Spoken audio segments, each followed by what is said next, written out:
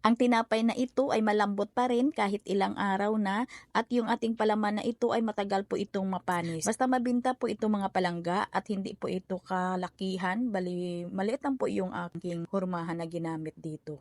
Ang kailangan natin dito ay malambot na mixture at tamang-tama lang po yung tamis nito. Paghaluin po natin dito yung all-purpose flour at yung ating cornstarch kaya po malambot yung outcome. Kaya wag na nating patagalin ito, simulan na po natin. So ang una po nating gagawin ay gagawa po tayo ng ating yema filling. Ito po yung ating palaman. Sa ating palaman ay gagamit po tayo ng 1 cup ng condensed milk, 3/4 cup na evaporated milk at isang piraso na egg yolk. At 1 and 1/2 tablespoon na cornstarch at 1 tablespoon na tubig. At 1/2 tablespoon ang ating vanilla at haluin lang po natin yan hanggang sa mag-will combine po yung ating mga ingredients. At pagkatapos nito ay isa lang po natin ito. Lutuin po natin ito mga palangga sa mahina lang po na. Maglagay lang po tayo dito ng kunti lang po na food color na egg yellow para po may kunting kulay lang po yung ating palaman. At habang naghihintay po tayo dito na kumulo ay dandahanin na po natin itong paghalo mga palangga para hindi po masunog yung ilalim, para hindi po tayo magkaroon ng buo-buo or bilog-bilog na mixture ng ating palaman. Haluin lang po natin yan hanggang sa ito'y lumapot.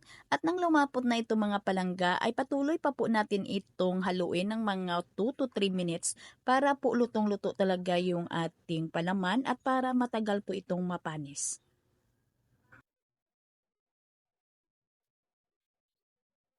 Ayan, pag ganito na yung consistency ng ating palaman, ay patayin na po natin yung ating apoy. Ang ibig sabihin yan ay lutong-luto na po yung ating palaman. Maglagay na po tayo dito ng 1 tablespoon ng ating margarine. Pwede din tayong gumamit dito ng butter. At tunawin lang po natin yung ating margarine o di kaya butter yung nilagay ninyo at pagkatapos nito ay isit aside lang po natin.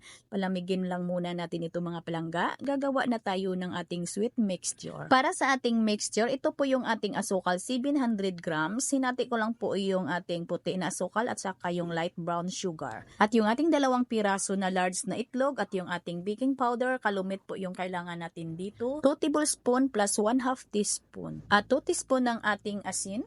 2 and 1/2 teaspoon ng ating baking soda at maglagay tayo ng 1 cup na evaporated milk. 1/2 cup ng ating tubig at hindi natin dito kailangan ng shortening or kaya yung margarine. Maglagay lang po tayo dito ng 3/4 cup ng ating mantika.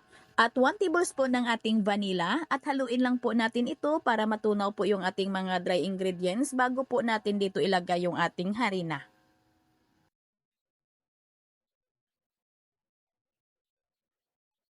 Ayan mga palangga, ilagay na po natin dito yung ating 800 grams ng ating all-purpose flour at maglagay tayo dito ng 200 grams ng ating cornstarch. At haluin lang po natin ito hanggang sa ito'y mag-well combine po yung ating mga ingredients hanggang sa mawala na po yung mga hulo harina. Haluin lang po natin hanggang sa kuminis yung ating mixture at wag lang po natin itong i-overmix mga palangga.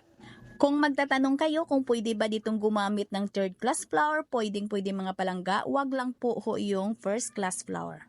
At pwede din dito gamitin yung ating cake flour.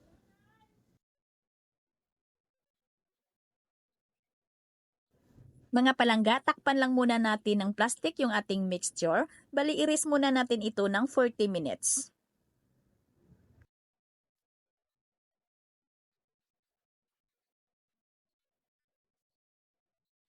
Ayan, pagkalipas ng 40 minutos ay pwede na po nating i-form yung ating mixture. Para po sa ating coating ay gagamit lang po tayo ng 2 cups ng ating powdered sugar at 2 cups ng cornstarch. Yung ating powdered sugar ay marami pong mga kunting bilog-bilog ay durugin lang po natin. At pagkatapos nating nailagay yung ating cornstarch ay ihalo lang po natin yung dalawa po nating ingredients. At kung gusto nyong matamis yung coating ninyo ay puro powdered sugar na lang po yung gagamitin. At para po sa aking gagamitin na molder, ay gagamit lang po ako dito ng 1 ounce po na molder at nilagyan ko lang po ito ng shortening. Ay kailangan po ay makapal na makapal yung ating shortening para hindi po tayo mahirapan dito sa pag-release. Yung ating molder na ito mga palangga ay mabibili po natin ito. Doon ko lang po ito nabili sa DIY. Kasi wala po ako ngayong available na cupcake liner. Pwede po tayo ditong gumamit ng cupcake liner ha. Kayo mga palangga ay depende na po talaga yan sa inyo kung ano kalaki yung gagamitin ninyo na molder. Kasi yung aking mamon molder na ito, yung aking hulmahan ay maliit lang, 1 ounce lang. At pagkatapos ay butasan ko lang po ito sa gitna. At kailangan mga palangga isalang na po natin ito agad. At kailangan po ay mainit na po yung ating oven bago po natin ito isalang. Nasa video screen po natin yung ating mga baking time kung ito'y lulutuin po ninyo sa ating electric oven. At kung ito'y lulutuin po ninyo sa ating gas oven. At pagkaahon po talaga natin na habang mainit pa, ay butasan po natin ito ulit sa gitna.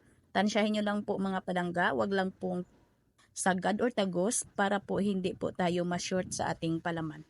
Depende na po yan sa inyo. Pag damihan nyo ng palaman, kayo'y mag-gusting lang sa inyong bintahan.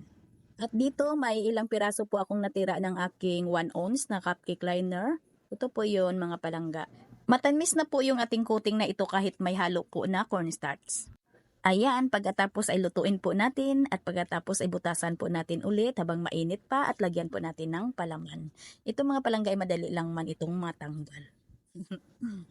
Sana po ay wag po ninyong palalampasin po itong recipe natin kasi mabinta at masarap po ito. At nang may iba ka namang klase na tinapay sa iyong istante, ito mga palangga ay madali lang naman itong i-release. Basta makapal lang po yung ating shortening na nilagay po sa ating molder. At kung ayaw mo naman ay pwede talaga na cupcake liner.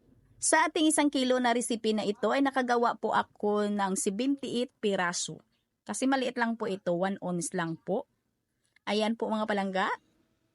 Sana po ay masubukan po talaga ninyo ito. Huwag nyo pong palalampasin. Magkita-kita po tayong muli. Ito pong inyong Kainday Tinapay. Sana nagustuhan po ninyo ang ating video for today. Yung ginawa pala nating coating dito, yung ating powdered sugar, ay hindi po naubos. Marami pa pong natira. Marami pa po tayong magagamitan. May gagawin pa ako dito na chocolate na mixture. I-share din natin yung ating chocolate. Abang-abang lang mga palangga. Ito pong muli ang inyong Kainday Tinapay. Maraming salamat at bye-bye!